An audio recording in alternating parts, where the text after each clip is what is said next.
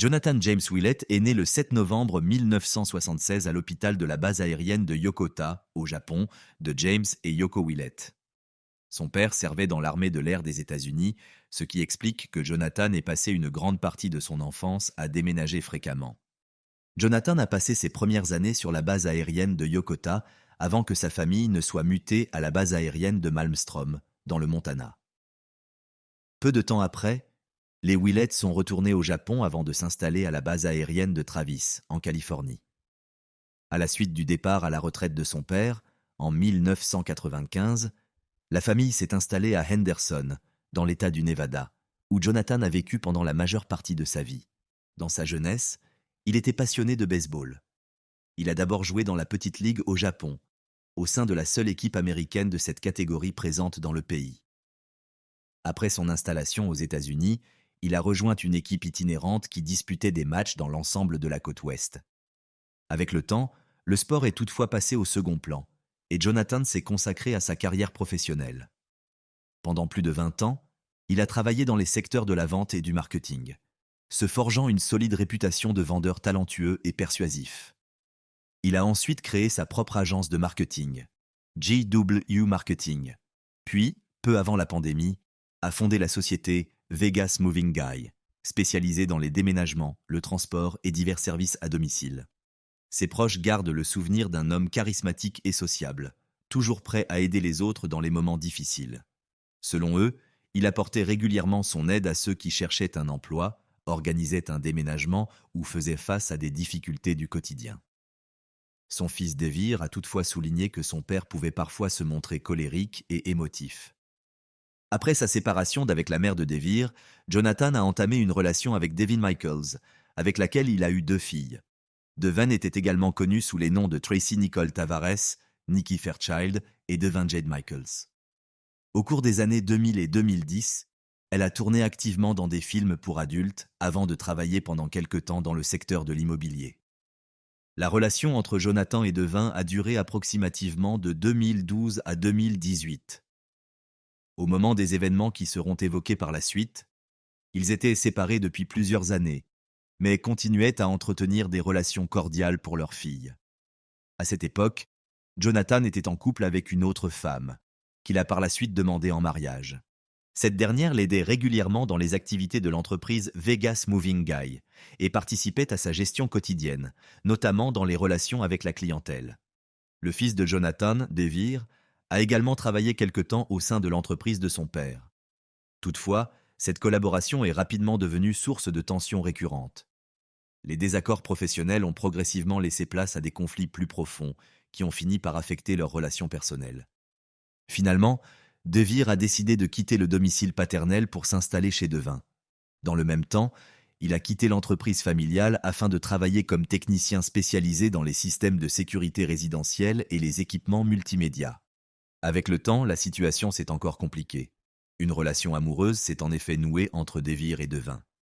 D'après les éléments du dossier et les témoignages recueillis ultérieurement, cette relation aurait débuté alors que Devir était âgé d'environ 19 ans. En 2021, ils se sont officiellement mariés. Par la suite, tous deux ont affirmé que cette union répondait en grande partie à des considérations pratiques.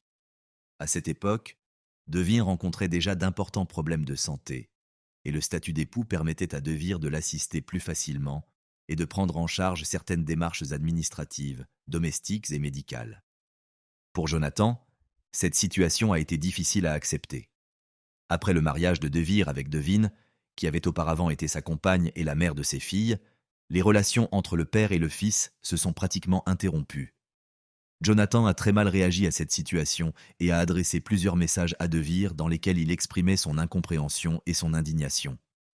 Selon les témoignages recueillis au cours de la procédure, il écrivait qu'il ne comprenait pas la décision de son fils et qu'il ne parvenait pas à accepter ce qui se passait. Par la suite, leurs échanges se sont presque entièrement interrompus.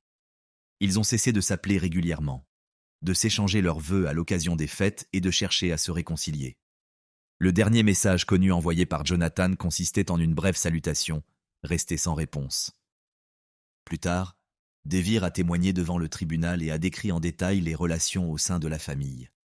Il a confirmé que des désaccords l'opposaient à son père depuis de nombreuses années et a décrit Jonathan comme un homme à la fois têtu et intègre. DeVere a également expliqué que, durant la période où sa relation avec Devin s'est développée, la famille s'était retrouvée impliquée dans de longs conflits concernant les enfants, leur garde et leurs conditions de vie. Ces différends ont par la suite donné lieu à plusieurs procédures judiciaires. À l'issue de celle-ci, Devin a perdu la garde des enfants et la responsabilité principale de leur éducation est revenue à Jonathan. Dans un contexte de conflits familiaux persistants, les filles de Jonathan et de Devin ont vécu pendant quelque temps avec leur père au domicile de leur grand-mère Yoko. Chacune disposait de sa propre chambre à l'étage, tandis que Jonathan occupait le rez-de-chaussée. Comme cela a déjà été indiqué, après que Devin eut perdu la garde principale des enfants, Jonathan a assumé l'essentiel de leur éducation. De l'extérieur, cette situation pouvait apparaître comme une tentative d'apporter davantage de stabilité à la vie des filles et de leur offrir un cadre plus serein et plus prévisible. Avec le temps, cependant, Jonathan et Devin ont commencé à envisager une autre solution. Malgré les différends qui les avaient opposés par le passé, ils ont évoqué la possibilité de vivre à nouveau sous le même toit. Selon eux, l'objectif principal était de permettre à leurs filles de grandir auprès de leurs deux parents sans avoir à partager leur temps entre plusieurs foyers. Par la suite, Devin a affirmé qu'elle avait toujours considéré ces discussions comme l'examen d'une possibilité parmi d'autres plutôt que comme une décision arrêtée. Selon elle, la situation demeurait susceptible d'évoluer et la question du lieu de résidence des enfants restait ouverte à de nouvelles discussions. Devin a également souligné que la relation entre Jonathan et sa fiancée traversait alors une période difficile, ce qui l'amenait à douter du caractère définitif de ses intentions. En d'autres termes, le sujet a été abordé à plusieurs reprises au cours de leur conversation, mais selon elle, aucun accord clair n'a jamais été trouvé. Selon Devin, ce n'est que lorsque Jonathan est arrivé chez elle avec un camion rempli des meubles de ses filles, ainsi que de ses effets personnels qu'elle a compris qu'il comptait réellement s'installer chez elle. C'est à ce moment-là qu'il est devenu évident qu'il ne se contentait plus d'évoquer l'éventualité d'un déménagement, mais qu'il avait véritablement pris la décision de venir vivre chez elle avec ses enfants. À peu près à la même période, la relation entre Devin et DeVere traversait une crise. Dans des échanges de messages qui ont par la suite été versés au dossier, Devin adressait à son mari de vifs reproches, l'accusant de mensonges et d'infidélité. Ces échanges ont ensuite été invoqués par les différentes parties à la procédure comme illustration du climat de tension qui régnait au sein de la famille à la veille des événements tragiques. Malgré l'aggravation des conflits, les préparatifs du déménagement de Jonathan se poursuivaient. Ainsi, ce qui n'avait jusque-là été qu'un projet ou un sujet de discussion prenait progressivement une forme concrète. Jonathan déménageait peu à peu ses affaires et passait de plus en plus de temps auprès de Devin, cherchant à mettre en place un nouveau cadre de vie dans l'intérêt des enfants. C'est dans ce contexte qu'est survenue la journée qui allait par la suite occuper une place centrale dans l'enquête. Le 6 août 2023, DeVere a aperçu son père en train de transporter des affaires au domicile de Devin. À cette époque, les relations entre le père et le fils étaient déjà rompues depuis longtemps. Plus tard dans la journée, Jonathan et Devin se sont rendus ensemble chez Yoko afin d'achever le transfert des affaires de leur fille, ainsi que d'autres effets personnels. Tard dans la soirée, ils se trouvaient toujours au domicile de Yoko. Vers 1 heure du matin, Yoko a croisé Devin dans la cuisine. Selon son témoignage, celle-ci faisait la vaisselle et lui a indiqué que Jonathan avait bu et s'était déjà couché. Peu après, les filles de Jonathan et de Devin ont constaté que leur mère n'était toujours pas rentrée. Inquiètes, elles ont tenté à plusieurs reprises de la joindre par téléphone et lui ont laissé plusieurs messages vocaux, craignant qu'il ne lui soit arrivé quelque chose. Ces enregistrements ont par la suite été versés au dossier. Vers 3 heures du matin, Yoko a entendu des aboiements anormalement forts, sans toutefois y prêter une attention particulière. Aux alentours de 9h30, elle est entrée dans la chambre de son fils et l'a découvert sans vie. Le corps de Jonathan présentait de très graves mutilations et sa tête avait disparu. Quelques minutes plus tard, Yoko a contacté les services de police. Les agents arrivés sur les lieux ont découvert à proximité des bidons vides d'eau de javel et d'ammoniac. L'enquête a par la suite conclu qu'après la mort de Jonathan, quelqu'un avait tenté de faire disparaître les traces du crime à l'aide de produits chimiques. Le jour même, la police a interrogé Devin. Celle-ci a déclaré avoir quitté la maison au milieu de la nuit et ignoré ce qui était arrivé à Jonathan. Selon ses déclarations, Elle l'avait vu vivant pour la dernière fois dans le garage, où il fumait une cigarette. Cependant, à mesure que les enquêteurs examinaient les circonstances de l'affaire, ils ont commencé à relever plusieurs incohérences entre son récit et les éléments recueillis. Le fait que le téléphone portable de Jonathan ait été retrouvé peu après la découverte de son corps sur l'allée menant au domicile de Devine a également suscité de nouvelles interrogations. L'appareil était maculé de sang et a par la suite constitué l'un des éléments ayant permis d'obtenir un mandat de perquisition pour le domicile de Devin. Lors de cette perquisition, les enquêteurs ont découvert le portefeuille de Jonathan ainsi que ses clés et son permis de conduire. Ils ont également découvert au moins 3 katanas, des sabres traditionnels japonais. Par la suite, la défense a présenté ces objets comme des éléments potentiellement importants pour l'affaire. L'enquête a toutefois conclu qu'ils n'étaient pas liés au crime et qu'ils avaient une fonction purement décorative. Quoi qu'il en soit, à mesure que l'enquête progressait, l'attention des enquêteurs s'est de plus en plus portée sur Devine. Celle-ci a rapidement accepté de se soumettre à un examen polygraphique.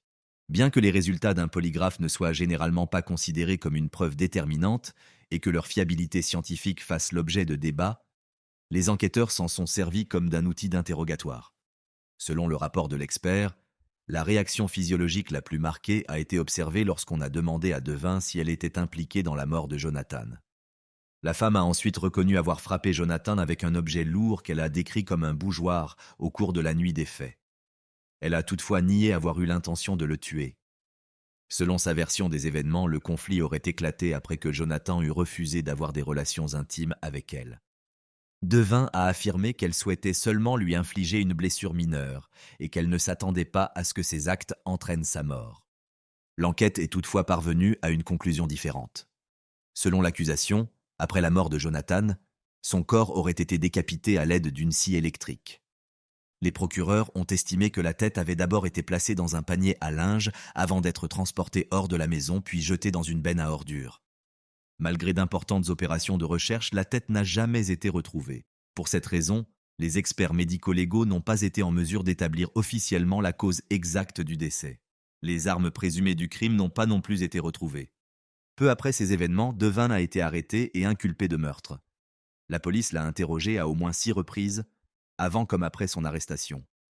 Le détective Denis Ozawa a par la suite indiqué que, lors de l'un de ses entretiens, Devin avait employé l'expression « au revoir » en parlant du camion à ordures qui, selon elle, avait emporté la tête de Jonathan. Les procès-verbaux d'interrogatoire ainsi que certains documents de l'enquête ont par la suite été rendus publics et utilisés au cours du procès. Au début de l'interrogatoire qui a suivi son arrestation, Devine a décrit le 6 août comme une journée tout à fait ordinaire. Selon elle, ils étaient allés faire des courses, avaient préparé leur fille pour l'école et acheté des vêtements ainsi que des chaussures. Au cours des interrogatoires, les enquêteurs ont également abordé à plusieurs reprises la question des relations entre Devin et son ancien compagnon. Celle-ci a nié l'existence de toute relation intime entre eux et a affirmé que c'était Jonathan qui cherchait à se rapprocher d'elle, alors qu'elle rejetait systématiquement ses avances. Selon sa version des faits, cette situation était à l'origine de nouveaux conflits. En relatant les événements de cette soirée fatidique, elle a reconnu avoir d'abord repoussé Jonathan avant de le frapper avec un bougeoir. Elle a toutefois insisté sur le fait qu'il était encore en vie après cet incident. Par la suite, Devin a évoqué à de nombreuses reprises sa volonté de préserver sa famille dans l'intérêt de ses filles et a justifié une grande partie de ses actes par le souci de protéger ses enfants. Les enquêteurs, quant à eux, ne croyaient pas à sa version des faits et ont accordé une attention particulière aux nombreuses contradictions relevées au fil de ses déclarations. Quant à Devir, ce n'est que dans l'après-midi du 7 août qu'il a appris la mort de son père par son grand-père. Le même jour, il a été interrogé pour la première fois par les enquêteurs. Par la suite, Devir a affirmé avoir bu de l'alcool avant cet entretien. Cet élément n'a toutefois pas été développé davantage dans le dossier. Les enquêteurs s'intéressaient non seulement aux circonstances des derniers jours de la vie de Jonathan, mais également aux relations au sein de la famille. Devir a expliqué que ses relations avec son père étaient devenues extrêmement tendues au cours des dernières années. Selon lui, les conflits entre eux avaient commencé bien avant le meurtre et portaient aussi bien sur leur collaboration au sein de l'entreprise que sur des différends d'ordre personnel. Il décrivait Jonathan comme un homme têtu et attaché à ses principes, avec lequel il lui était difficile de trouver un terrain d'entente. Les enquêteurs ont accordé une attention particulière à ses relations avec Devin. Lors de son premier interrogatoire, DeVere a présenté leur mariage comme une union fondée davantage sur des considérations pratiques que sur des sentiments romantiques. Selon lui, l'officialisation de leur relation était principalement liée à l'état de santé de Devin ainsi qu'à la nécessité de gérer diverses questions domestiques et médicales. Cependant, l'examen ultérieur des communications téléphoniques et de leur correspondance a révélé une situation plus complexe. Les enquêteurs ont découvert un grand nombre de messages personnels et intimes échangés entre eux, dont certains remontaient à 2016. Ces éléments contredisaient la version selon laquelle leur relation était de nature purement pragmatique et ont par la suite été évoqués à plusieurs reprises au tribunal. Au cours du procès, la défense a également soutenu que DeVere pouvait lui aussi avoir un mobile pour tuer son père. Selon les avocats de Devin, le projet de Jonathan de venir vivre chez cette dernière risquait de bouleverser l'équilibre existant et de mettre en péril la relation entre DeVere et son épouse. Néanmoins, l'enquête a souligné que les données téléphoniques, les traces numériques et les autres éléments de preuve recueillis n'indiquaient pas la présence de DeVere à proximité du lieu du crime. En conséquence, il n'a jamais été officiellement considéré comme suspect et n'a été entendu dans cette affaire qu'en qualité de témoin. Au fur et à mesure que l'enquête progressait, l'attention du public s'est portée de plus en plus non seulement sur le meurtre lui-même, mais également sur le passé de Devin. Les journalistes comme les utilisateurs des réseaux sociaux ont commencé à s'intéresser activement à sa biographie ainsi qu'à ses antécédents judiciaires. Il est alors apparu qu'en octobre 2022, elle avait été inculpée dans une affaire de maltraitance envers un enfant, après qu'un hématome eût été constaté sur l'une de ses filles. L'examen de cette affaire s'est prolongé et le jugement n'a été rendu que le 9 août 2023, soit après la mort de Jonathan, mais avant l'arrestation officielle de Devin. Elle a finalement été condamnée à une peine d'1 an d'emprisonnement avec sursis. Lors de l'audience présidée par la juge Mary Kay Holthus, la défense a soutenu que le risque de récidive était extrêmement faible. Devin a pour sa part déclaré avoir suivi de nombreuses consultations, thérapies et évaluations psychologiques, à l'issue desquelles les spécialistes n'avaient relevé aucune prédisposition à la violence physique. Lorsque l'enquête sur la mort de Jonathan est finalement arrivée à son terme, le parquet a proposé à Devin un accord de plaidoyer. De nombreux observateurs l'ont considéré comme relativement clément, puisqu'il prévoyait une peine de 15 années d'emprisonnement. Dans un premier temps, Devin a accepté ces conditions. Toutefois, en juillet 2025, lors d'une nouvelle audience consacrée à la détermination de la peine, elle a brusquement changé de position. En lisant sa déclaration, elle pleurait et clamait son innocence. Devin affirmait disposer d'éléments de preuve en sa faveur, soutenait que de nombreux aspects de l'affaire avaient été déformés et assurait qu'elle avait, en réalité, tenté d'aider Jonathan. Selon ses déclarations, elle ne comprenait pas comment elle s'était retrouvée sur le banc des accusés et entendait poursuivre son combat afin de démontrer son innocence. Finalement, le tribunal a ordonné un nouvel examen de l'affaire. Parallèlement, les avocats de Devin ont demandé à être relevés de leur mission, estimant ne plus être en mesure d'assurer sa défense compte tenu de l'évolution du dossier. La juge a accepté cette demande, après quoi un nouvel avocat a été désigné pour représenter Devin. Le procès principal a débuté en novembre 2025. Dans sa déclaration liminaire, le procureur adjoint Jonathan Giordani a averti les jurés qu'ils allaient entendre une affaire particulièrement complexe. En montrant une photographie de Devin, de DeVere et de leurs enfants, il a déclaré que c'était la vie que, selon l'accusation, Devin souhaitait se construire. Le ministère public a soutenu que Jonathan représentait un obstacle à ce projet et que c'était pour cette raison qu'il avait été tué. Selon l'accusation, Devin ne souhaitait plus qu'il continue à occuper une place importante dans sa vie, malgré leurs enfants et le projet de vivre à nouveau sous le même toit. Cette fois-ci, la défense de Devin était assurée par l'avocat Robert Draskovic. Celui-ci a affirmé que sa cliente était totalement innocente et a présenté aux jurés une version alternative des faits. Selon lui, DeVere pouvait avoir un mobile bien plus sérieux. Draskovic a soutenu que le projet de Jonathan de s'installer chez Devin lui posait d'importantes difficultés, dans la mesure où il risquait d'affecter à la fois sa relation avec cette dernière et son mode de vie. Comme cela a déjà été indiqué, l'accusation a catégoriquement rejeté cette hypothèse en s'appuyant sur les données de téléphonie mobile, les données numériques et les enregistrements de vidéosurveillance. Le ministère public a également souligné que l'utilisation d'une scie mécanique ne nécessitait aucune compétence particulière et ne constituait pas un acte qu'une personne physiquement forte serait seule capable d'accomplir. En conclusion, Après 2 semaines d'audience, le jury a déclaré Devine coupable de meurtre au premier degré avec utilisation d'une arme mortelle. Le 8 janvier 2026, le tribunal a rendu son jugement. Pour meurtre au premier degré, Devin a été condamné à la réclusion à perpétuité avec possibilité de libération conditionnelle au bout de 20 ans. En outre, le tribunal lui a infligé une peine supplémentaire de 8 à 20 ans d'emprisonnement pour l'utilisation d'une arme mortelle. Conformément à la décision rendue, cette peine devra être purgée consécutivement à la première. Lors de la détermination de la peine, le tribunal a tenu compte des près de 2 années que Devin avait déjà passées en détention provisoire dans l'attente de son procès. Après le prononcé de la sentence, elle a été transférée au centre correctionnel pour femmes Florence McClure, situé dans le nord de Las Vegas. C'est ainsi que s'est achevée l'une des affaires criminelles les plus insolites et les plus controversées qu'ait connu le Nevada au cours des dernières années.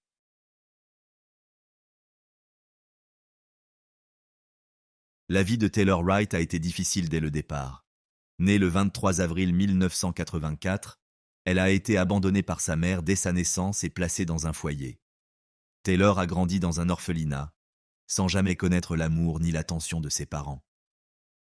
Ce n'est qu'à l'âge de 13 ans qu'elle a été adoptée et qu'elle a trouvé, pour la première fois, une famille ainsi qu'un véritable foyer. En 2006, Taylor a épousé un militaire nommé Jeff Wright. De cette union est né un fils. Cependant, après 10 années de vie commune, le couple s'est retrouvé au cœur d'une longue et éprouvante procédure de divorce. Durant cette période, Taylor a perdu la garde de son enfant et a commencé à consommer des substances illicites. Par la suite, elle s'est installée avec sa compagne, Cassandra. Toutefois, cette relation était loin d'être harmonieuse. Taylor continuait à fréquenter d'autres personnes, ce qui alimentait des tensions constantes au sein du couple. Puis, un soir, elle a disparu sans laisser de traces. Qui aurait pu être impliqué dans sa disparition? Son ex-mari, avec lequel elle était en conflit depuis longtemps. Cassandra, qui savait que sa compagne lui était infidèle. Ou l'un des nombreux amants de Taylor. Une autre hypothèse circulait également. Peu avant sa disparition, 100 000 $ avaient été retirés de son compte bancaire, une somme qui aurait largement suffi pour commencer une nouvelle vie ailleurs. Il n'était pas facile de démêler cette affaire, d'autant plus que Taylor n'était pas une personne ordinaire. Ancienne policière, elle travaillait comme détective privée au moment de sa disparition.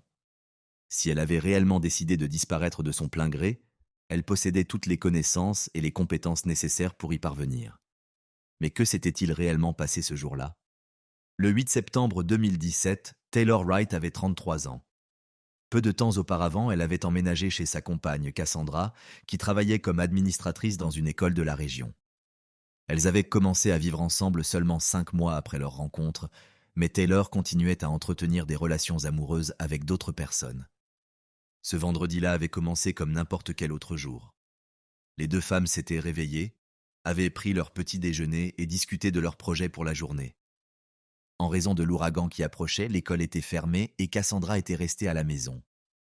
Taylor ne travaillait pas non plus ce jour-là, puisqu'elle organisait elle-même son emploi du temps. Vers 10 heures du matin, elle est partie rendre visite à son amie Ashley MacArthur. Habituellement, Taylor et Cassandra échangeaient constamment des messages tout au long de la journée. Pourtant, ce matin-là, plusieurs messages envoyés par Cassandra sont restés sans réponse. À 11h19, elle lui a de nouveau demandé si tout allait bien. Taylor lui a répondu que tout allait bien et qu'elle lui raconterait toute une fois rentrée à la maison. À 15h24, Cassandra a encore essayé de la joindre, mais sans succès. Plus tard, Ashley MacArthur l'a appelée pour lui expliquer que Taylor l'avait aidé à s'occuper de plusieurs colis et qu'elles étaient ensuite parties faire une balade à cheval. Selon Ashley, son amie paraissait très préoccupée et abattue. Après cette balade, Taylor a appelé un taxi et s'est rendue dans un bar où elle devait retrouver son ex-mari. Ashley lui avait proposé de l'y conduire, mais Taylor avait refusé.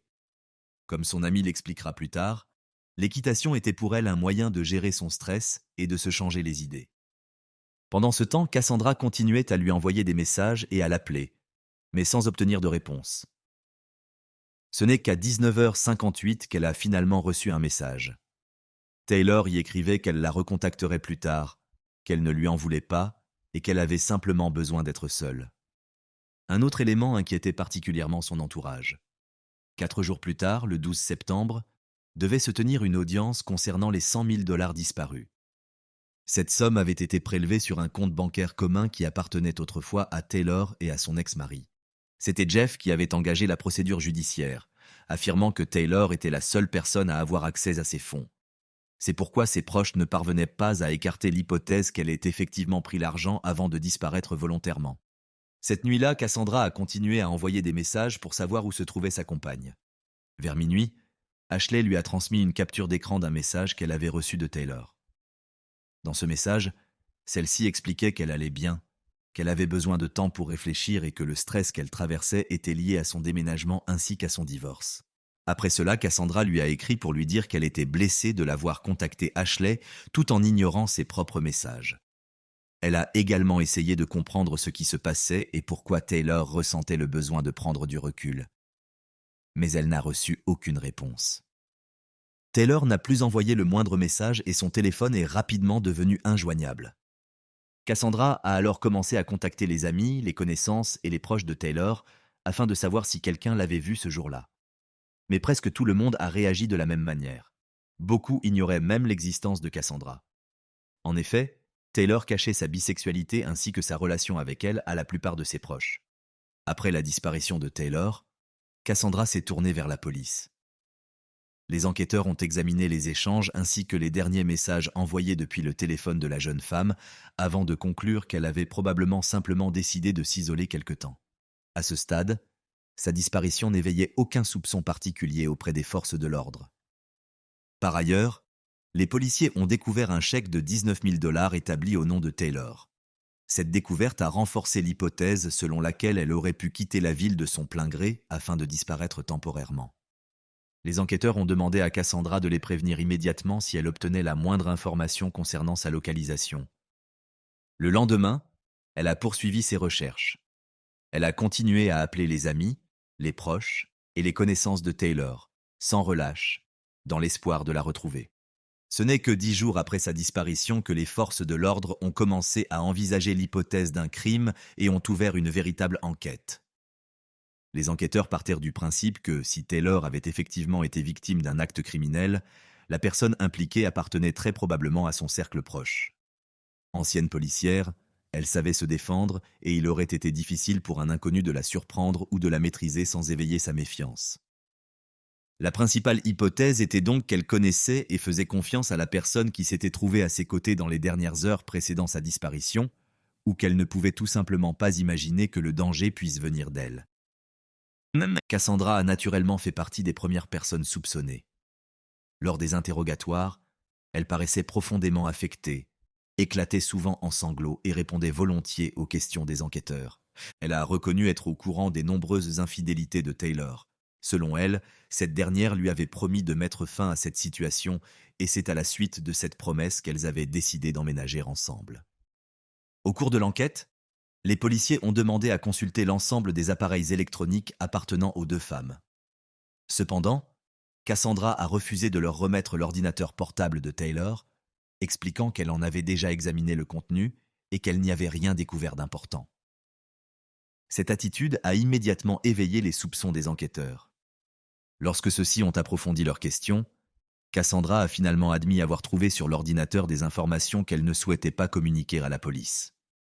Il s'agissait notamment de dettes importantes dont elle ignorait jusque-là l'existence. Cette révélation n'a fait que soulever davantage d'interrogations. Cassandra pouvait en effet avoir un mobile. Les infidélités répétées de Taylor, sa double vie, ses fréquentes absences passées auprès d'autres femmes, ses difficultés financières ainsi qu'une possible consommation de substances illicites auraient pu être à l'origine d'un conflit majeur. Par ailleurs, Cassandra elle-même a évoqué la possibilité que l'ex-mari de Taylor soit impliqué dans sa disparition.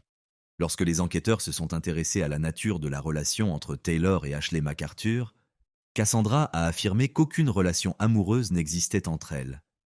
Selon elle, les deux femmes étaient si proches qu'elles se considéraient comme des sœurs. L'enquête s'est également intéressée de près à l'ex-mari de Taylor, Jeff Wright. Ils s'étaient mariés en 2006 et pendant de nombreuses années, leur mariage semblait harmonieux. Cependant, en 2015, Un grave différend a éclaté entre eux, au cours duquel Taylor a frappé son mari. À la suite de cet incident, Jeff a demandé le divorce et a déposé plainte pour violence conjugale. En conséquence, Taylor a perdu son emploi dans les forces de l'ordre. Jeff a ensuite retiré sa plainte, mais le mal était déjà fait. Privé de revenus stables, Taylor a confié la garde de son fils à son ex-mari, et ces événements l'ont plongé dans une profonde dépression. Au cours des 2 années qui ont suivi, les tensions entre les ex-époux sont restées vives. Jeff affirmait que Taylor avait retiré illégalement 7 000 $ de leur compte d'épargne commun. De son côté, Taylor soutenait que cet argent lui appartenait avant même leur mariage. La suite de l'enquête a montré que ces affirmations étaient fondées. Malgré cela, Jeff a continué à engager des poursuites concernant cette affaire. Pour les enquêteurs, il demeurait l'un des principaux suspects, car il était impossible d'exclure que les différends persistants entre les anciens époux aient fini par conduire à une tragédie. Les soupçons se sont également portés sur Ashley MacArthur, la personne qui, selon les éléments de l'enquête, aurait été la dernière à avoir vu Taylor vivante. Les 2 femmes s'étaient rencontrées alors qu'elles travaillaient dans la police et étaient devenues très proches au fil des années, au point d'en devenir inséparables. Lors de ces auditions, Ashley a donné la même version des faits que celle précédemment rapportée par Cassandra. Selon elle, le jour de la disparition, elles avaient expédié des colis ensemble avant de partir faire une balade à cheval près de Milton, en Floride. Après cette promenade, Taylor avait appelé un taxi et s'était rendue dans un bar où elle devait retrouver son ex-mari. Elle n'est ensuite jamais rentrée chez elle. Ashley a expliqué que son ami lui avait paru particulièrement abattu et bouleversé ce jour-là. Elle n'excluait donc pas la possibilité que Taylor ait décidé de s'éloigner quelque temps afin de prendre du recul. Comme Ashley était la dernière personne à l'avoir vue vivante, les enquêteurs se sont naturellement intéressés à elle. Cependant, après les premières auditions, la police n'a relevé aucun élément susceptible de justifier son placement en garde à vue et l'a laissé repartir. Par ailleurs, de nombreuses personnes ont souligné qu'Ashley faisait partie des rares personnes à avoir toujours soutenu Taylor et à être restées à ses côtés pendant les périodes les plus difficiles de sa vie. L'enquête s'est également intéressée à la maîtresse de Taylor qui vivait dans le Mississippi. Cependant, les enquêteurs ont rapidement établi qu'elle se trouvait ailleurs au moment de la disparition et son alibi a été confirmé. Elle a donc été mise hors de cause. Parallèlement, les enquêteurs continuaient à s'interroger sur le sort des 100 000 $ disparus du compte de Taylor. Malgré les nombreuses hypothèses envisagées, les soupçons continuaient de se concentrer sur son ex-mari et sur les personnes les plus proches d'elle. Les forces de l'ordre soupçonnaient que quelqu'un dissimulait volontairement des informations importantes. Toutefois, Jeff Wright a finalement lui aussi été écarté de l'enquête. Au moment de la disparition de Taylor, il se trouvait en Caroline du Nord et son alibi a pu être intégralement vérifié. L'enquête s'est alors de nouveau concentrée sur Cassandra. Lors d'une perquisition à son domicile, les policiers ont découvert une arme de poing dont le chargeur comportait une cartouche manquante. Cassandra a expliqué que cette arme ne lui appartenait pas et qu'elle l'avait empruntée à une connaissance afin de se sentir davantage en sécurité. Les enquêteurs avaient alors le sentiment de toucher au but, mais cette découverte ne leur permettait pas d'aller plus loin. Ils ne disposaient toujours ni d'un corps, ni d'aveu, ni d'éléments matériels suffisants pour établir sa responsabilité. À ce stade de l'enquête, les policiers avaient pratiquement abandonné l'hypothèse d'une disparition volontaire et étaient désormais convaincus que Taylor avait été victime d'un homicide. L'enquête a pris un tournant inattendu après la découverte de nouveaux éléments. Progressivement, Cassandra a cessé d'être considérée comme la principale suspecte et l'attention des enquêteurs s'est reportée sur les circonstances de la dernière journée passée par Taylor en compagnie d'Ashley MacArthur. Les policiers ont alors décidé d'identifier le chauffeur de taxi qui, selon Ashley, aurait conduit Taylor jusqu'au bar. Cependant, les vérifications effectuées auprès des différentes compagnies de transport ont révélé un élément inattendu. Aucune course n'avait été enregistrée ce jour-là au départ de l'adresse d'Ashley. Cette découverte remettait sérieusement en cause l'histoire du trajet en taxi. Les enquêteurs ont alors obtenu les relevés de téléphonie mobile de Taylor afin de reconstituer ses déplacements. L'analyse a révélé que le dernier signal émis par son téléphone provenait du secteur de Cantonment, en Floride. Or, ce signal avait été enregistré précisément au moment où, selon le témoignage d'Ashley, les 2 femmes se trouvaient à Milton pour faire une balade à cheval. Le problème était que Cantonment se situe à environ 1 heure de route de Milton. Le récit d'Ashley se trouvait donc en contradiction directe avec les données techniques recueillies par les enquêteurs. Ashley a de nouveau été entendue. Elle a nié s'être rendue dans la région de cantonnement et a affirmé ne pas comprendre comment le téléphone de Taylor avait pu être localisé dans ce secteur. Cependant, les enquêteurs ont rapidement découvert un autre élément important. Non loin de l'endroit d'où provenait le signal se trouvait une propriété appartenant à Ashley et à sa famille. Une question s'est alors naturellement imposée. Pourquoi n'avait-elle jamais mentionné ce détail lors de ses précédentes auditions? Une analyse plus approfondie des données téléphoniques a également montré qu'après son apparition dans le secteur de cantonnement, le téléphone de Taylor était resté toute la nuit à proximité du domicile d'Ashley. Cela signifiait que les messages reçus par Cassandra après la disparition de Taylor, et présentés comme ayant été envoyés par cette dernière, provenaient en réalité de cet endroit. À la suite d'une nouvelle audition, les enquêteurs se sont immédiatement rendus sur la propriété familiale des MacArthur, à Cantonment. C'est là que les restes de Taylor Wright ont été découverts. Malheureusement, il ne subsistait plus qu'un squelette. L'identification a néanmoins été rendue possible grâce à un pendentif en forme de balle que Taylor portait constamment. À la suite de cette découverte, Ashley MacArthur a été immédiatement arrêtée pour meurtre. L'enquête est rapidement revenue sur le dossier des 100 000 $ disparus. Il est apparu que cette somme avait été répartie entre différents comptes bancaires et coffres-forts. Environ 34 000 $ se trouvaient sur le compte d'Ashley. Taylor faisait entièrement confiance à sa meilleure amie et lui avait confié une partie de son argent afin qu'elle le conserve jusqu'à la résolution de son litige financier avec son ex-mari. Selon la thèse de l'accusation, dans la soirée du 8 septembre 2017, Taylor a demandé à récupérer l'argent qui lui appartenait. Or, à ce moment-là, Ashley avait déjà dépensé une part importante de cette somme. Les enquêteurs ont découvert qu'elle entretenait une relation avec un homme beaucoup plus jeune qu'elle, et qu'elle consacrait d'importantes sommes d'argent à des cadeaux, des restaurants et des loisirs. Parmi ses dépenses les plus importantes figuraient notamment l'achat d'une moto et d'un bateau. L'enquête a également montré qu'Ashley avait commencé à puiser dans cet argent pratiquement dès qu'elle y avait eu accès. Selon l'accusation, une violente dispute aurait alors éclaté entre les deux femmes. Toujours selon cette version des faits, Ashley aurait tiré une balle dans la tête de Taylor avant de transporter son corps jusqu'à la propriété familiale et de l'enterrer sur place. Les enquêteurs ont envisagé la possibilité qu'elle n'ait pas agi seule, mais aucune preuve n'a permis d'établir l'implication d'une autre personne. D'après les éléments du dossier, Ashley était seule sur la propriété au moment des faits. Finalement, Ashley MacArthur a été reconnue coupable de meurtre avec préméditation et condamnée à la réclusion criminelle à perpétuité.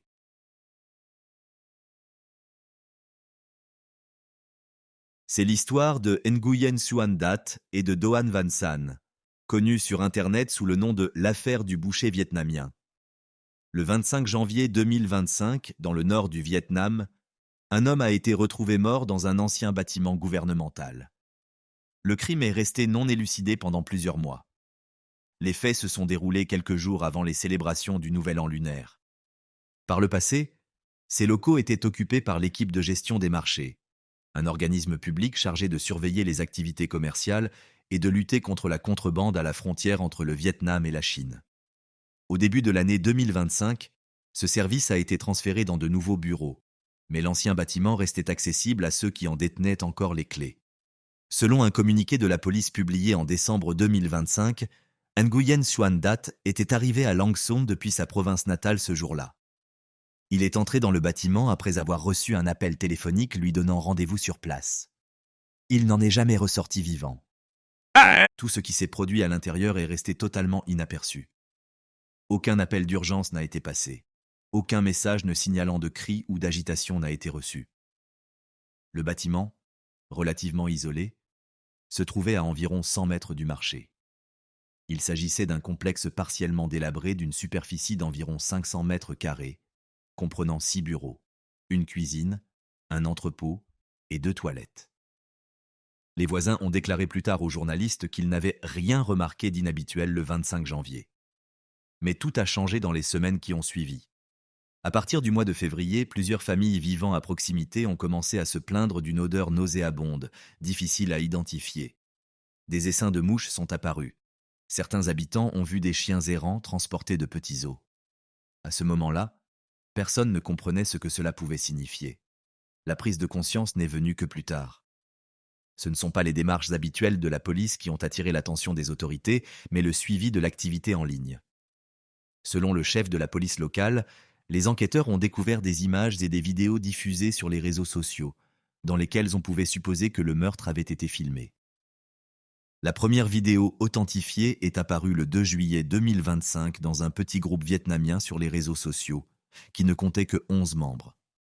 Toutefois, des captures d'écran issues d'un autre groupe chinois composé de 41 membres révèlent que des échanges au sujet de cette vidéo avaient déjà lieu dès le 24 juin. Cela indique que le contenu circulait dans des canaux fermés avant même sa découverte officielle. À la fin du mois de juillet, des images et de courts extraits ont commencé à circuler dans l'espace public. Initialement partagés via des messageries chiffrées, ils ont ensuite été publiés sur des sites accessibles à tous. La vidéo, surnommée « Le boucher vietnamien » sur Internet, n'était pas un fichier unique, mais une compilation de séquences et de photographies. Environ 6 minutes et demie de vidéo qui, visionnées dans l'ordre, retracent l'ensemble du processus, de la préparation du meurtre à son exécution, jusqu'à ce qui s'est produit ensuite. Le contenu a été filmé et monté de manière délibérée en vue d'une diffusion commerciale. Une répétition a eu lieu dans la même pièce, sous un éclairage plus tamisé.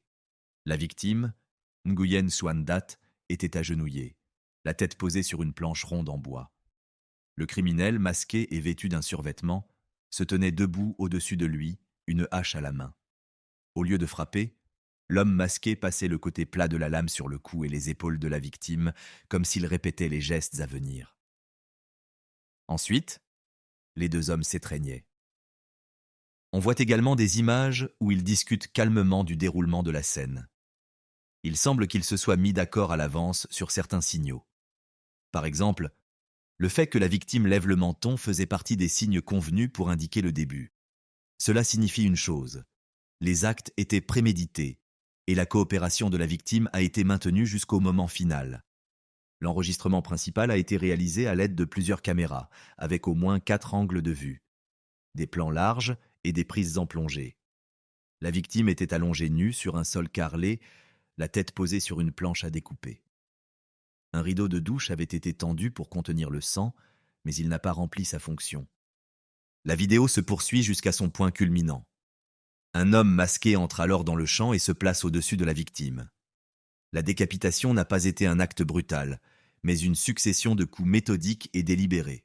Les caméras ont tout enregistré. Les voies respiratoires et l'œsophage de la victime sont clairement visibles à l'écran. Le sang s'est rapidement répandu sur le sol. Une fois la tête séparée du corps, le criminel l'a mise de côté et le tournage s'est poursuivi. Les épisodes suivants montraient le démembrement du corps, étape par étape. Le criminel utilisait une hache ainsi que d'autres outils pour détacher les membres et scier le torse. Toutes les scènes étaient filmées avec les mêmes caméras. Les gestes étaient accomplis avec une précision froide, comme si l'homme avait déjà une expérience dans le dépeçage de carcasses. La dernière partie était la plus troublante. Les morceaux du corps, y compris la tête et les membres, étaient placés dans un grand chaudron contenant des ingrédients semblables à ceux d'un ragoût traditionnel. La tête de la victime était d'abord posée sur un plat de service, puis plongée dans le chaudron en ébullition. Les cheveux sont restés intacts. La présence de nombreuses caméras, le soin apporté au montage et l'éclairage constant témoignaient clairement de l'importance accordée à l'aspect visuel. Toutes les photos et les vidéos avaient été méthodiquement assemblées en vue d'une diffusion commerciale. Selon plusieurs sources, les fichiers comprenaient 11 séquences vidéo et 98 photographies. Ils étaient diffusés via des canaux privés sur les réseaux sociaux, ainsi que sur une plateforme en ligne chinoise connue pour ses forums destinés à un public très spécialisé. Les tarifs variaient de 89 yuan, environ 10 euros, pour un accès de base à 198 yuan, environ 25 euros, pour un abonnement premium incluant du contenu supplémentaire. Certaines annonces indiquaient que ce matériel était disponible depuis au moins le mois de février 2025.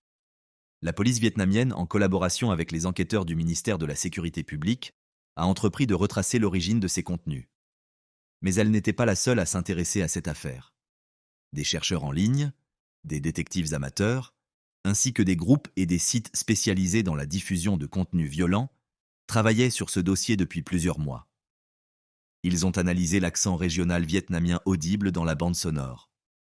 Grâce à cette analyse, ils sont parvenus à identifier le magasin où avaient été achetés les carreaux de faïence visibles dans la vidéo.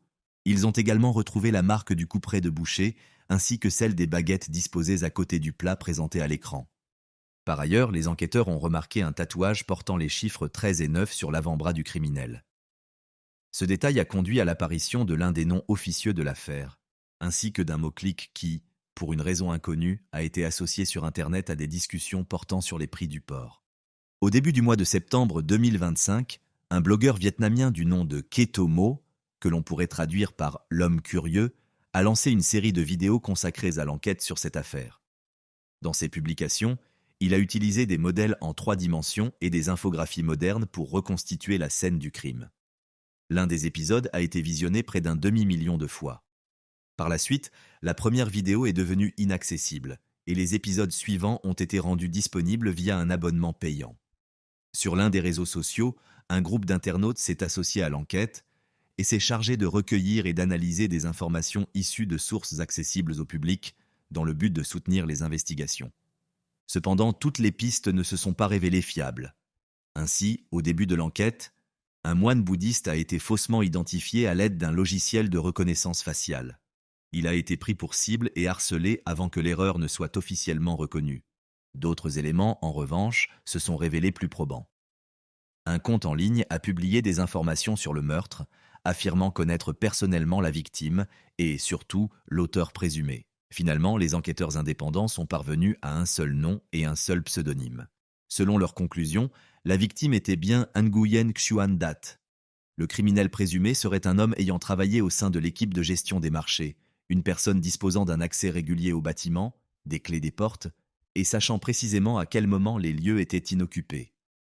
À la mi-novembre, un document rassemblant l'ensemble des informations recueillies par des enquêteurs indépendants a commencé à circuler sur Internet.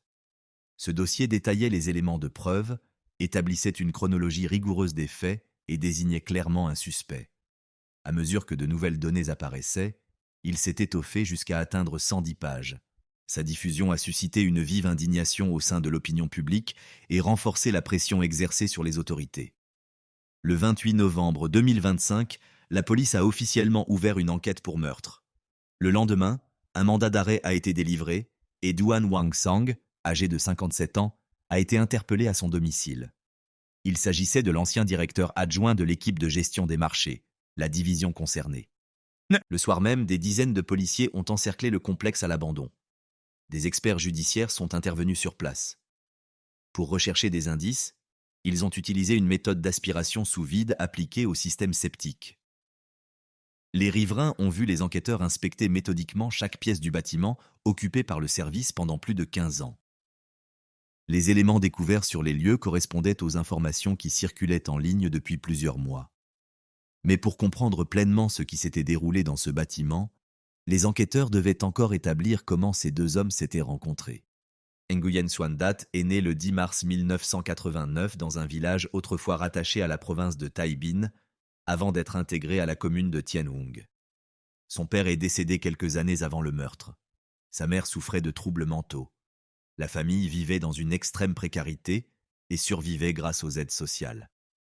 Nguyen Xuan Dat a continué à vivre avec ses parents à l'âge adulte. D'après les habitants de la région, il avait pratiquement disparu de son village natal plus de 10 ans avant sa mort. En novembre 2024, soit 2 mois seulement avant les faits, il aurait été aperçu sur le marché de Phung Khoang, à Hanoï, où il vendait des fruits de mer. Pour ceux qui le connaissèrent de loin, il paraissait être un homme en difficulté, peinant à joindre les deux bouts, mais rien ne laissait présager qu'il courait un danger. Pourtant, sur Internet, Nguyen Xuan Dat menait une vie radicalement différente. Pendant plusieurs années, il a été actif sur des forums fétichistes extrêmes, utilisant des pseudonymes tels que « celui qui veut être décapité » sur diverses plateformes controversées. Sa biographie en ligne indiquait qu'il aimait être décapité. Dans des messages privés envoyés à d'autres utilisateurs, il écrivait « Je cherche mon bourreau ». Des captures d'écran retrouvées après sa mort montrent qu'il échangeait en détail au sujet de son désir d'être décapité. Il ne s'agissait ni d'impulsions passagères, ni de conversations hasardeuses. Ses penchants, clairement exprimés, étaient visibles en ligne depuis de nombreuses années. Par ailleurs, il était connu pour avoir demandé à d'autres utilisateurs de l'aider à traduire des contenus japonais mêlant érotisme et violence graphique. L'un des documents concernés était un manga intitulé Candidate à la mort, dans lequel un homme participe volontairement à sa propre exécution. Cependant, ces messages privés révélaient une autre réalité. Dans l'une de ses correspondances, il écrivait « Non seulement je ne suis pas beau, mais je suis aussi atteint de nombreuses maladies. Je ne peux pas vivre librement comme les gens ordinaires. Je suis condamné à dépendre de mes parents toute ma vie. Que puis-je faire d'autre? Je suis véritablement prisonnier de mon propre destin. » Dans le même message, il ajoutait « Sans Dieu, je me serais déjà suicidé. » Dans un autre texte, il s'exprimait de manière encore plus directe. « Je veux rencontrer quelqu'un qui puisse me tuer. J'aimerais me rapprocher d'une telle personne. Mais je comprends qu'après cela, je ne serai plus normal. » Ce sont les mots d'un homme en grande détresse psychologique, d'un homme qui se sentait piégé. Son intérêt pour les contenus extrêmes coïncidait avec une profonde dépression et une crise sévère de santé mentale. Cependant, son désir de mourir ne change rien au fait qu'il était une victime. Sa vulnérabilité ne justifiait en aucun cas la violence. Ce qui est arrivé à Nguyen Xuan Dat constituait bel et bien un meurtre. Et, comme on le sait désormais, l'homme accusé de ce crime est Doan Van Sang, né en 1968. Au moment de son arrestation, il était âgé de 57 ans, soit plus de 20 ans de plus que la victime présumée. Il occupait le poste de directeur adjoint au sein de l'équipe de gestion des marchés, une structure relevant de l'administration locale. Aux yeux de ses voisins comme de ses collègues, il passait pour un homme ordinaire. Il ne possédait aucun casier judiciaire ni aucun antécédent connu de violence. Cependant, il nourrissait une passion singulière, la découpe de viande. Selon ses proches, il s'y montrait particulièrement habile. Après le transfert de l'équipe de gestion des marchés vers de nouveaux locaux, au milieu de l'année 2025, il continuait à se rendre régulièrement dans l'ancien bâtiment. Outre son compte principal sur les réseaux sociaux, il était également actif en ligne sous un pseudonyme. Ce sont des enquêteurs indépendants qui sont parvenus à établir l'identité de Doan Van Sang, notamment grâce à la date de naissance figurant sur une carte d'identité professionnelle qu'il avait lui-même publiée sur les réseaux sociaux. Selon la police, Nguyen Xuan Dat et Doan Van Sang auraient établi un premier contact aux alentours de 2020, soit 5 ans avant le meurtre. D'après les enquêteurs, leurs échanges en ligne comprenèrent des conversations au contenu déviant et dérangeant. Le détail exact de ces dialogues n'a pas été divulgué officiellement. Il est établi que le 25 janvier 2025, Doan Van Sang aurait contacté Nguyen Xuan Dat afin de convenir d'un rendez-vous dans l'ancien bâtiment de l'équipe de gestion des marchés. C'est là, selon l'enquête, qu'il aurait commis le meurtre. Après les faits, Doan Van Sang aurait nettoyé les lieux et tenté d'effacer toute trace. Il aurait ensuite repris le cours de sa vie comme si de rien n'était, continuant à travailler sans éveiller de soupçons. Toujours selon les rapports, il aurait également pris le contrôle du compte de Nguyen Xuan Dat après sa mort, bloquant l'accès aux autres utilisateurs. Pendant plusieurs mois, alors que la vidéo du meurtre circulait dans les recoins les plus obscurs d'Internet, Doan Van Sang poursuivait sa routine quotidienne comme si rien ne s'était passé. Il a ensuite été démis de ses fonctions. Lors de la perquisition de son domicile, la police a découvert les éléments de preuve qu'elle recherchait. Le 29 novembre, le service des enquêtes a officiellement déposé une plainte. Le 3 décembre, la police a tenu une conférence de presse au cours de laquelle elle a confirmé l'identité de la victime et de l'accusé. Le 9 décembre, le vice-ministre de la Sécurité publique a publiquement salué l'efficacité de ses collègues. Les autorités ont également adressé des avertissements à la population. Elles ont appelé les citoyens à supprimer immédiatement tout contenu à caractère graphique lié à cette affaire et ont rappelé que sa diffusion constituait une infraction à la loi. Dans les mois qui ont suivi, d'autres contenus préoccupants sont apparus sur certaines plateformes en ligne. On ignore si ces cas sont liés entre eux ou s'ils ont émergé dans le sillage de la forte médiatisation de l'affaire du boucher vietnamien. Au moment de la rédaction de cet article, Doan Van Sang était placé en détention provisoire dans l'attente de son procès. Toutefois, son arrestation ne résout pas les problèmes plus profonds que cette affaire a révélés. Elle met en lumière la réalité inquiétante des contenus circulant dans l'espace numérique, ainsi que des individus qui s'y intéressent. Les plateformes en ligne non régulées deviennent souvent des espaces où les contenus extrêmes banalisent la violence et où des personnes vulnérables croisent ceux qui sont prêts à les exploiter. Cette affaire a également mis en évidence de graves lacunes dans le système de prise en charge psychiatrique. Les messages laissés par la victime révélaient la souffrance profonde d'un homme qui appelait à l'aide de la seule manière dont il disposait. Il avait besoin d'un accompagnement professionnel ou, à tout le moins, d'une personne capable de reconnaître la crise qu'il traversait.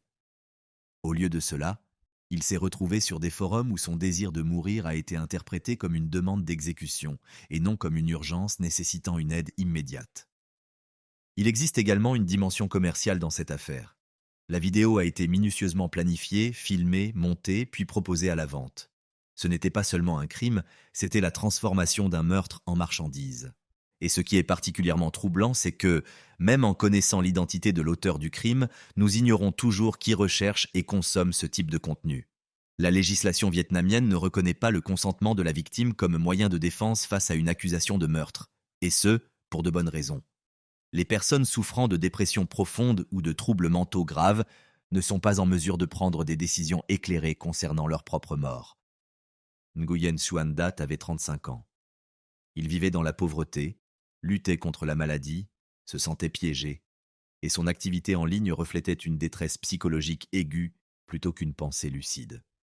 Quoi qu'il ait pu dire, et quoi qu'il ait fait de son plein gré, il demeurait une victime.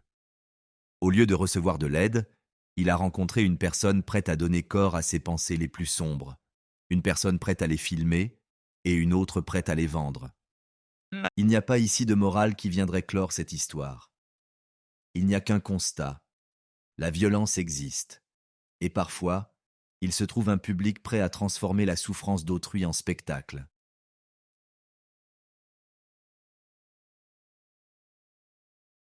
Aujourd'hui, nous allons évoquer Nicolas Priest et sa fille de 3 ans, Kaylee. La mère et l'enfant apparaissent ensemble dans plusieurs vidéos réalisées pour la plateforme TikTok. À première vue, ces séquences semblaient attendrissantes et inoffensives. Des sourires, des pas de danse, une ambiance légère et chaleureuse. La majorité d'entre elles ont été tournées en pleine pandémie, à un moment où, pour beaucoup, les journées se ressemblaient et paraissaient interminables. En les visionnant, on aurait pu croire que Nicolas et Kaylee cherchaient simplement à se divertir, à mettre un peu de gaieté dans leur quotidien et à partager des instants complices, renforçant ainsi leurs liens familiaux. Un souhait tout à fait naturel et légitime pour une mère et son enfant. Cependant, les apparences sont souvent trompeuses, et cette histoire en est une illustration particulièrement troublante. Sur ces images apparaissent Nicolas Priest et sa fille Kaylee. Cette vidéo est la dernière dans laquelle la fillette est visible vivante. Kaylee ne se doutait pas que sa vie touchait à sa fin. Elle ne se sentait sans doute pas en danger aux côtés de sa mère. Hélas, la réalité était bien plus sombre. Au moment où ces séquences ont été enregistrées, Kaylee avait déjà été punie à plusieurs reprises par Nicolas, qui avait perdu le contrôle de sa vie et déversé sa colère sur sa propre enfant. Par ailleurs, certains internautes, en revisionnant ces images, ont affirmé que Kaylee présentait déjà des ecchymoses et que l'attitude de sa mère semblait froide, voire complètement dénuée d'émotion. Les faits se sont déroulés à Queenshurst, dans la ville de Birmingham. Pour mieux comprendre ce qui s'est réellement passé, il faut remonter au 9 août 2020. Ce jour-là, les services de protection de l'enfance ont reçu un appel d'alerte. Malheureusement, dans ce type de situation, la réaction des autorités n'est pas toujours rapide ni efficace.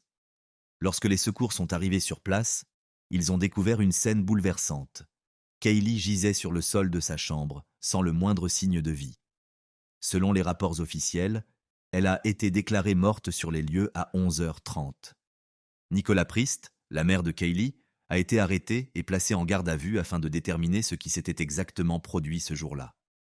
Dans un premier temps, elle s'est montrée surprise et bouleversée, comme si elle revivait la scène en la racontant aux enquêteurs. Elle a néanmoins été désignée comme principale suspecte dans l'affaire. Toutefois, faute de preuves suffisantes à ce stade de l'enquête, elle a rapidement été relâchée. Peu après, une mise à jour est apparue sur son compte TikTok.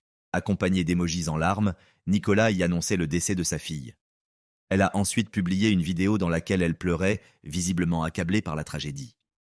Dans l'un de ses messages, elle a demandé pardon à ses parents de ne pas avoir été la mère qu'elle aurait dû être, comme si elle reconnaissait, de façon implicite, une part de responsabilité dans ce drame. Cependant, dès le lendemain, son comportement a radicalement changé. Nicolas a publié une vidéo dans laquelle elle dansait, comme si elle avait déjà surmonté sa perte. Pour tout parent, La mort d'un enfant constitue une épreuve insupportable, qu'il est impossible de surmonter en un jour, voire même en plusieurs années. Mais dans le cas de Nicolas, tout semblait étrangement différent. Peu après, elle a publié une nouvelle vidéo, cette fois pour mettre en avant son maquillage. Pendant ce temps, l'enquête se poursuivait et, selon toute vraisemblance, de nouveaux éléments accablants désignaient Nicolas comme principal responsable. Elle a de nouveau été arrêtée, ainsi que son compagnon, Callum Redfern. L'enquête a conclu que tous deux étaient impliqués dans cette mort tragique. Ces conclusions ont été rendues possibles grâce aux résultats de l'autopsie qui a révélé que Kaylee avait subi de graves traumatismes. Sa cage thoracique et sa région abdominale avaient été particulièrement atteintes. Mais ce n'était pas tout. L'examen post-mortem a également mis en évidence une rupture du tissu cérébral ainsi qu'un poumon perforé. Il est supposé que l'ensemble de ces blessures a été provoqué par de nombreux coups de pied et de poing. Selon les conclusions de l'enquête, les coups auraient été portés par Nicolas Priest et son compagnon, Callum Redfern. Les experts ont déterminé que la mort de Kaylee n'était pas survenue de manière soudaine. Bien au contraire, l'enfant aurait été soumise à des punitions répétées pendant au moins 2 semaines avant le drame. L'un des constats les plus accablants indiquait que ces blessures étaient comparables à celles que l'on observe dans de graves accidents de la route. Mais ce qu'il y a de plus effroyable, c'est que toutes ces violences avaient été infligées par sa propre mère et son compagnon. Tous deux ont nié toute implication, mais en juin 2021, ils ont comparu devant le tribunal de Birmingham. Au cours de l'audience, il est apparu que les faits s'étaient déroulés le 8 août 2020. Ce qui rend cette affaire encore plus tragique, c'est que Kaylee n'est pas morte sur le coup. Tout porte à croire que Nicolas et Callum l'ont laissée pour morte. On estime que si Kaylee avait bénéficié de soins médicaux à temps, sa vie aurait pu être sauvée. Nicolas a fini par appeler une ambulance, mais beaucoup trop tard. À l'arrivée des secours, Kaylee était déjà morte. Selon l'une des hypothèses avancées, le drame se serait produit après que Kaylee eût accidentellement interrompu un moment d'intimité entre sa mère et le compagnon de celle-ci. Ce serait précisément cet événement qui aurait poussé le couple à commettre l'irréparable. Au cours du procès, il a également été établi que les violences infligées à l'enfant remontaient à bien avant ce jour-là. Nicolas insultait fréquemment sa fille à l'aide de propos vulgaires. En plus des agressions verbales, elle levait régulièrement la main pour la moindre faute. Callum Redfern adoptait la même attitude, et Nicolas le laissait faire sans jamais intervenir. La chambre dans laquelle vivait Kaylee était dans un état épouvantable. Un vieux matelas déchiré, aucune ampoule, une obscurité totale lorsque la porte était fermée, une saleté et un désordre presque indescriptibles. La police a présenté au tribunal la correspondance échangée entre Nicolas et Callum.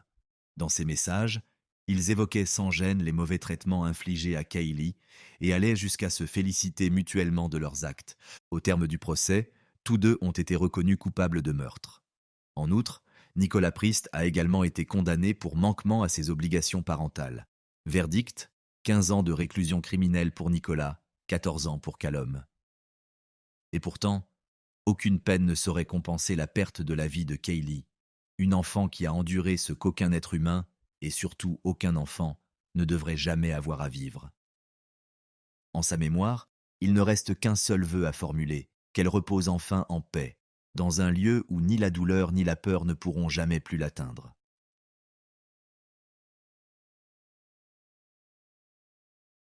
Parfois, j'ai l'impression que ce n'est qu'un mauvais rêve, qu'elle est toujours là-bas, qu'elle est heureuse.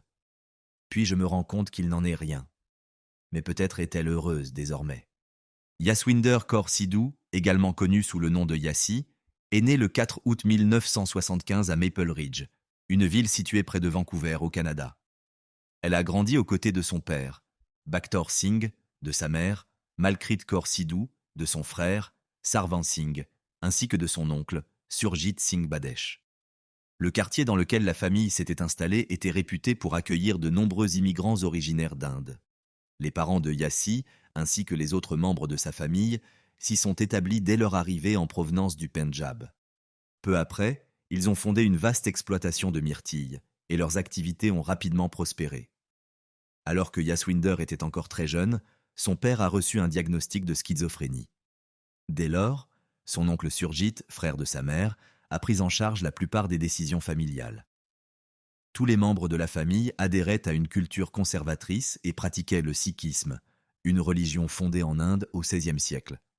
Quant à Surjit lui-même, il était une figure influente au sein de la communauté religieuse locale et occupait l'un des postes les plus importants dans un temple situé à Richmond, au Canada. Il ne fait aucun doute que Jaswinder chérissait son héritage indien. Elle appréciait tout particulièrement la musique traditionnelle ainsi que les vêtements traditionnels. Cependant, en grandissant, la jeune fille a commencé à contester certaines restrictions imposées à sa vie privée par ses oncles. Pourtant, malgré le contrôle étroit exercé par ses proches, elle a pu, après avoir terminé ses études secondaires, réaliser son rêve en s'inscrivant à une formation d'esthéticienne. Cette expérience lui a permis de s'ouvrir à un monde dont ses proches l'avaient jusque-là soigneusement tenue à l'écart. À l'école, la jeune fille s'est fait de nouveaux amis et leur confiait parfois à quel point elle souffrait des restrictions qui lui étaient imposées. Elle avait constamment l'impression d'être surveillée, ce qui était en réalité bien le cas. Ses camarades de classe en étaient souvent témoins. Il arrivait fréquemment que son oncle ou sa mère s'installe sur le parking, non loin de l'établissement où elle étudiait, afin de la surveiller sans raison apparente. En décembre 1994, alors que Jaswinder avait 19 ans, elle partit en voyage à Kaonk, un petit village situé non loin de la ville de Jagraon, dans l'état indien du Pendjab. C'est précisément dans ce village que la mère de la jeune fille était née. C'est là que Yassi a rencontré un jeune homme nommé Surwinder Singh, surnommé Mitu. Il est né en 1977. Adolescent, il a dû faire face à de nombreuses difficultés. À cette époque, son village natal, Kaonk, était considéré comme un bastion de militants. Alors que Mitu n'avait que 16 ans, il a été arrêté avec un groupe d'autres jeunes, pourtant innocents. Les agents de la police locale les ont pris pour des militants. Pendant sa détention, qui a duré environ une semaine, le jeune homme a été constamment interrogé et soumis à des actes de torture par électrocution. Après sa libération, Surwinder a tenté de reconstruire sa vie.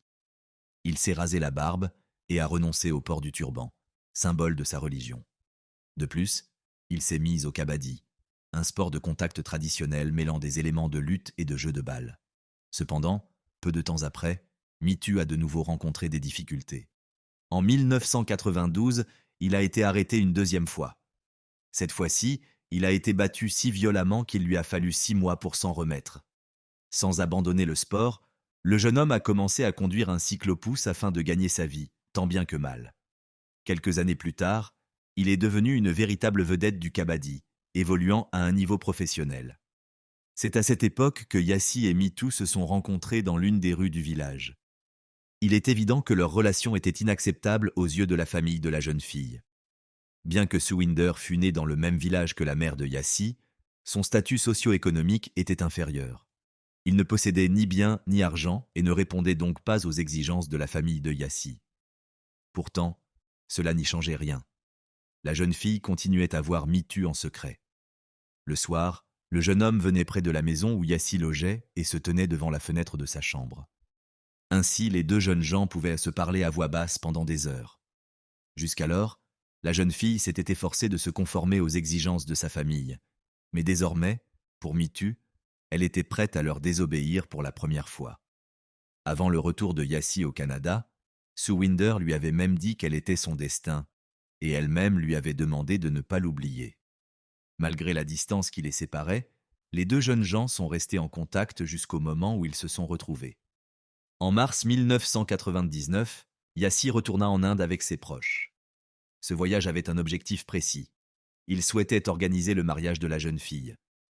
De toute évidence, le candidat pressenti pour devenir l'époux de Jaswinder n'était en aucun cas Mitu, mais un homme correspondant parfaitement aux intérêts et au statut de la famille. Quant à la jeune fille elle-même, ce retour dans le pays natal de sa mère représentait pour elle une nouvelle occasion de retrouver l'homme qui l'empêchait de dormir la nuit.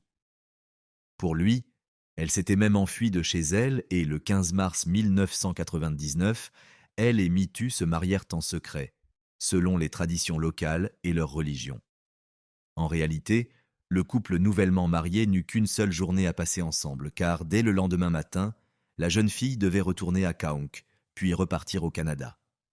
Jaswinder comprenait parfaitement qu'elle ne devait pas parler de ce mariage à ses proches. Les rares amis du couple qui étaient au courant de leur union le comprenaient également et s'efforçaient, jusqu'à un certain point, de garder ce secret. Il ne faisait aucun doute que la divulgation de cette information pouvait mettre les jeunes gens en danger, et Yassi estimait que Mitu était celui qui courait le plus grand risque, du moins tant qu'il restait en Inde. C'est peut-être pour cette raison que la jeune femme engagea secrètement un avocat afin d'accélérer la préparation des documents nécessaires à l'immigration ultérieure de son mari au Canada. Mais, à son grand regret, ces démarches ne donnèrent aucun résultat immédiat. Un an après le mariage secret des jeunes gens, un habitant du village contacta les parents de Yassi pour les informer de son union avec Mitu. La jeune femme savait bien que cela finirait par se produire un jour. Dans un premier temps, les proches de Yassi tentèrent de la convaincre de divorcer de son plein gré. Ils lui proposèrent même de l'argent en échange. Cependant, face à son refus, les coups et les menaces commencèrent. Et, lorsque cela ne suffit pas, ses proches eurent recours à la ruse et la contraignirent, par tromperie, à signer des documents, en lui affirmant qu'il s'agissait de papiers permettant à Mitu de venir au Canada. En réalité, il s'agissait d'une déclaration contenant des accusations portées contre le jeune homme. Immédiatement après la signature, Yassi fut enfermé dans sa chambre. De plus, on lui confisqua son téléphone portable et on lui interdit de voir ses amis. Pendant ce temps, son oncle Surjit se rendit en Inde afin de régler définitivement la situation avec Mitu. À son arrivée dans le pays, il se rendit immédiatement au commissariat du Pendjab et déclara que le mariage de sa nièce avec Suwinder relevait d'une escroquerie et que le coupable devait être sévèrement puni. Peu après, une véritable chasse à l'homme fut lancée contre Mitu. Dans un premier temps, les policiers se rendirent au domicile de la mère du jeune homme. Celle-ci dut subir un interrogatoire particulièrement brutal et essuyer les insultes de l'oncle de Yaswinder. Ensuite, les policiers se rendirent chez les témoins présumés du mariage secret. Ils commencèrent par les interroger afin d'obtenir des informations sur la localisation de Surwinder, puis Surjit les roua de coups, sous les yeux des policiers.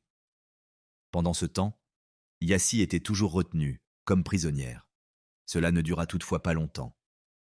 La police canadienne reçut un signalement indiquant que la jeune femme était retenue chez elle. Finalement, grâce à leur intervention, elle parvint à s'enfuir.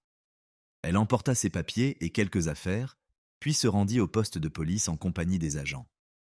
Une fois sur place, Yaswinder appela sa meilleure amie, Tamara Lamirande, et lui raconta tout ce qui lui était arrivé.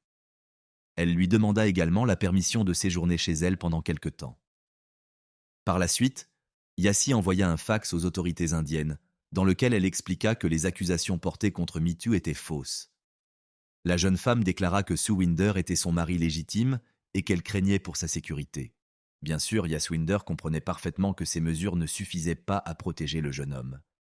Elle était convaincue qu'elle devait se rendre en Inde afin de prouver sur place l'innocence de son bien-aimé.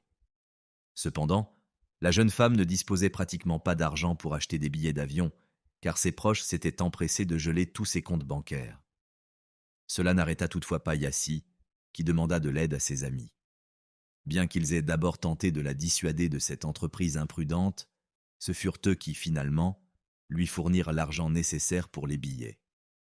C'est ainsi que, dès le 12 mai 2000, Yaswinder arriva en Inde.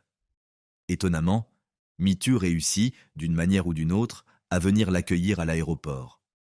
Lorsque les jeunes gens se virent, ils pensèrent immédiatement que tout se passerait bien pour eux. Comme ils se trompaient. Bien sûr, il leur fallait trouver un refuge, du moins dans un premier temps. Parallèlement, ils devaient entreprendre des démarches afin de faire lever les accusations qui pesaient toujours sur Mitu. Dans ce but, Yassi engagea un avocat qui par la suite présenta des preuves au juge, et toutes les accusations furent levées contre le jeune homme. Il ne restait plus alors qu'à obtenir les documents d'immigration tant attendus. Cependant, la famille de la jeune fille était bien décidée à s'y opposer. Avant de retourner au Canada, Surjit, l'oncle de Yaswinder, avait réussi à retrouver Mitu. L'homme lui avait dit qu'il ne le laisserait pas tranquille s'il ne rompait pas avec sa nièce. Apparemment, ces paroles n'eurent aucun effet. Jusqu'au 7 juin 2000, le couple resta chez des proches de Mitu. Ce jour-là, Yassi reçut un appel de sa mère. Celle-ci lui promit de lui envoyer de l'argent afin d'acheter des billets d'avion pour le Canada, pour elle et son mari. Elle lui demanda également combien de temps elle comptait rester en Inde. Sous le coup de l'émotion, Yaswinder donna un peu plus de détails qu'elle n'aurait dû. Le jour même, l'oncle de la jeune femme contacta un homme du Pendjab. À la suite de cet appel, les pires cauchemars du couple devinrent réalité. Alors qu'ils circulaient en scooter dans le village, Yassi et Mitu remarquèrent qu'une voiture les suivait. Peu après, un groupe d'hommes leur barra la route. Ils étaient armés de bâtons et de couteaux. Lorsque le jeune homme tenta de freiner et de faire demi-tour, Yaswinder tomba à terre. Au même instant, les hommes se jetèrent sur Mitu. Après avoir mis le jeune homme hors d'état de nuire, les agresseurs enlevèrent Yassi et l'emmenèrent dans une ferme, où ils l'abattirent sauvagement.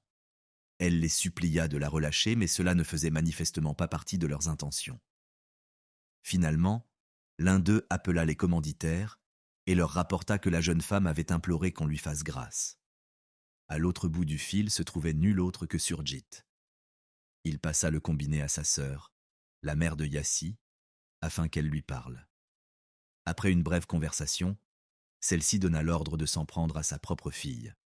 Le 9 juin 2000, le corps sans vie de Yaswinder Kaur Sidhu, âgé de 25 ans, fut retrouvé près du canal d'irrigation de Malerkotla, situé à 45 km du village de Kank. Outre de nombreuses blessures résultant d'un passage à tabac prolongé, la jeune femme avait la gorge tranchée. Étonnamment, dans la nuit de l'agression, son mari, Suwinder, parvint miraculeusement à survivre.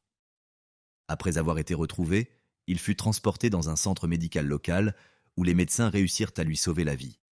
Les proches du jeune homme ne se pressèrent pas de lui révéler ce qui était arrivé à Yassi. Ils estimaient qu'il fallait encore attendre un peu.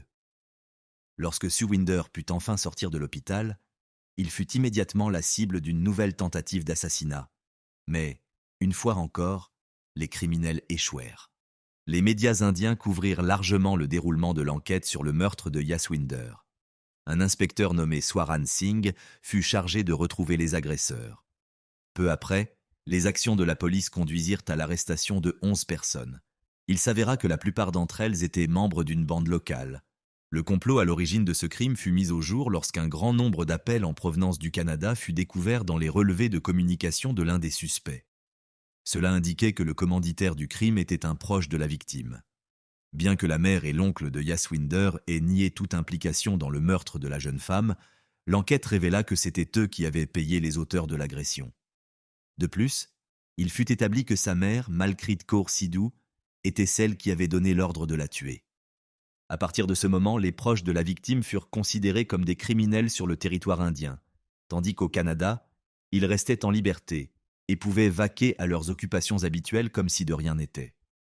À plusieurs reprises, les journalistes d'une émission documentaire consacrée aux enquêtes abordèrent l'oncle et la mère de Yassi dans la rue afin de les interroger sur l'organisation du meurtre.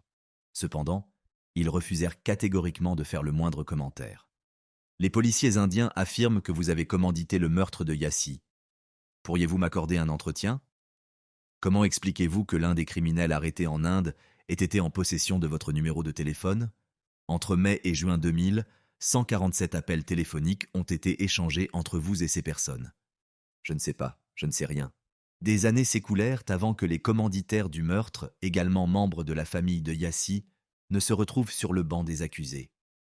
Pendant ce temps, Mitu dut non seulement faire face à des menaces constantes et au chagrin causé par la perte de sa bien-aimée, mais aussi purger une peine de prison. En 2004, les agissements des membres de la famille de Yaswinder conduisirent à l'inculpation et à la condamnation de Mitu pour une affaire présumée d'atteinte à la pudeur commise sur une habitante du Pendjab. Il dut ainsi passer près de 4 ans en prison.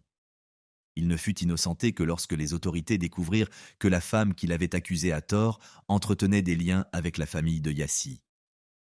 Le rédacteur en chef du journal canadien South Asian Post prit la défense de Mitu et engagea une équipe d'avocats pour assurer sa défense. Au total, au cours des années qui suivirent à l'agression, une dizaine de plaintes furent déposées contre le jeune homme pour des accusations très diverses. Comme on pouvait s'y attendre, elles provenaient toutes de l'oncle de Yaswinder, Surjit. Heureusement, dans la plupart des cas, Suwinder parvint à se défendre. Le 6 janvier 2012, près de 12 ans après le meurtre de Yassi, sa mère et son oncle furent arrêtés à Maple Ridge. Ils comparurent rapidement devant un tribunal qui ordonna leur extradition vers l'Inde, où ils devaient être officiellement inculpés. Lors des audiences qui se tinrent en 2013, l'ami de Yaswinder, Tamara Lamirande, déclara qu'avant de retourner en Inde pour la dernière fois, Yassi se présentait régulièrement en cour couverte de bleu. Elle ajouta que le comportement de Yaswinder, autrefois heureuse et pleine de joie de vivre, avait changé dès que ses parents avaient appris son union avec Mitu. Une autre amie de Yassi rapporta que celle-ci lui avait confié que son mariage était secret et qu'elle s'était mariée par amour, contre la volonté de sa famille. Parmi les autres témoignages entendus par le juge lors de l'audience d'extradition, figuraient ceux de la responsable des cours d'esthétique suivie par Yassi. Selon elle, la jeune femme lui avait confié que son oncle avait arrangé son mariage avec un homme beaucoup plus âgé qu'elle. De leur côté, les avocats des accusés tentèrent de réfuter ces témoignages. Ils affirmèrent que leur client n'avait aucun lien avec l'organisation du meurtre, les violences infligées à la jeune femme, ni les restrictions imposées à sa liberté de mouvement. Quoi qu'il en soit, le 9 mai 2014, un juge nommé Gregory Finch ordonna l'extradition de 2 proches de Yassi vers l'Inde. Il était prévu qu'ils y soient inculpés de meurtre et de complot en vue de commettre un crime. Le juge justifia sa décision en se fondant sur les preuves fournies par les autorités indiennes. Parmi celles-ci, figuraient de nombreux enregistrements de conversations téléphoniques entre l'oncle de la victime, Surjit, et des personnes déjà condamnées pour le meurtre de la jeune femme. Mais l'histoire ne s'arrêta pas là. La décision finale concernant l'extradition dépendait du ministre de la Justice, Peter MacKay. C'était à lui de signer le décret d'extradition des accusés. Entre-temps, les avocats des accusés avaient déjà interjeté appel de la décision du tribunal. Ils soutenaient que leur client risquait d'être victime de mauvais traitements dans une prison indienne. En fin de compte, la décision initiale fut annulée par la Cour d'appel et l'affaire fut renvoyée devant la Cour suprême du Canada. Le 8 septembre 2017, la Cour suprême statua que Surjit et Malkrit devaient être extradés vers l'Inde. Grâce à cette décision, les autorités indiennes eurent enfin la possibilité de traduire en justice les 2 accusés qui avaient longtemps échappé à la justice. À la mi-septembre 2017, un groupe de policiers de l'État indien du Pendjab arriva à Vancouver afin d'exécuter le mandat d'extradition visant Malkrit, âgé de 62 ans, et Surjit, âgé de 70 ans. Cependant, pour leurs avocats, la bataille judiciaire n'était pas encore terminée. Ceux-ci espéraient que la procédure de transfert de leurs clients serait suspendue, c'est d'ailleurs ce qui se produisit. Ce n'est qu'en janvier 2019, après une série de nouvelles procédures judiciaires, que la mère et l'oncle de la défunte furent transférés en Inde. Le 23 janvier de la même année, des accusations officielles furent portées contre eux. À peine 2 jours plus tard, ils comparurent pour la première fois devant un tribunal du Pendjab. À ce moment-là, Mitu avait déjà 42 ans. Il était en deuil depuis 19 ans. Dans les quelques entretiens qu'il avait accordés pendant cette période, il évoquait les lettres qu'il échangeait avec son épouse. Selon ses propres mots, il souhaitait conserver le souvenir de Yassi tel qu'il l'avait connu. Il remerciait Dieu que leurs chemins se soient croisés un jour. Évoquant l'implication de sa mère dans le meurtre, il soulignait que cela lui causait une immense douleur, car Yaswinder n'avait jamais dit de mal d'elle. Mitu estimait que cette dernière était sous l'emprise de son frère, et que c'était uniquement pour cette raison qu'elle obéissait à ses ordres. Quant au père de Yassi, il décéda quelques mois après la mort de sa fille. Apparemment, il ne supporta pas la douleur de cette perte. Sarvan, le frère de la victime, a toujours soutenu sa sœur. Il est établi qu'il a rompu tout lien avec sa mère et son oncle. Lors d'un entretien avec les médias, il déclara qu'il souhaitait que justice soit rendue au plus vite pour Yassi. Selon ses propres mots, il se sent toujours proche de sa sœur. Swaran Singh, l'inspecteur chargé de l'enquête sur cette affaire, déclara que la brutalité avec laquelle la jeune femme avait été agressée l'avait profondément bouleversé. Il indiqua également que, lorsqu'il avait contacté la famille de la victime au Canada, celle-ci avait refusé de procéder à l'identification du corps. Selon lui, Mitu et ses proches s'étaient chargés d'organiser la cérémonie d'adieu, ainsi que la crémation qui s'ensuivit. De plus, l'inspecteur souligna qu'à l'époque des faits, il n'était pas facile d'obtenir les relevés d'appels internationaux, mais qu'il y était néanmoins parvenu. En définitive, ce furent les enregistrements des conversations téléphoniques qui fournirent suffisamment d'informations pour identifier les commanditaires du crime. James Michael Longridge, ancien directeur de l'établissement fréquenté par Yassi, suivit, comme beaucoup d'autres, le déroulement de cette affaire avec attention. Il assista même à l'audience au cours de laquelle fut prise la décision d'extrader la mère et l'oncle de la défunte. Il se souvenait de Yassi comme d'une enfant aimable, joyeuse et obéissante. James n'était sans doute pas un simple observateur, car il souhaitait contribuer à rendre justice à Yasswinder. Pendant plusieurs années, il écrivit à des responsables politiques canadiens afin d'exiger que les mesures nécessaires soient prises. Le 8 juin 2020, à l'occasion du 20e anniversaire du meurtre de la jeune femme, il annonça la création d'une bourse d'études au nom de Yasswinder Kaur Sidhu, souhaitant ainsi perpétuer la mémoire de son ancien élève. Au moment de la publication de cette vidéo, le verdict définitif dans cette affaire concernant les principaux accusés n'avait toujours pas fait l'objet d'une confirmation publique formelle, et leur situation judiciaire demeurait incertaine. Les experts ayant suivi l'évolution de cette affaire soulignent que, même en cas de condamnation par un tribunal de l'État du Pendjab, la défense continuera très probablement à interjeter appel devant les juridictions supérieures, y compris la Cour suprême de l'Inde. En conséquence, la procédure pourrait s'étendre sur plusieurs années et la question de la qualification juridique définitive de ce crime demeure en suspens.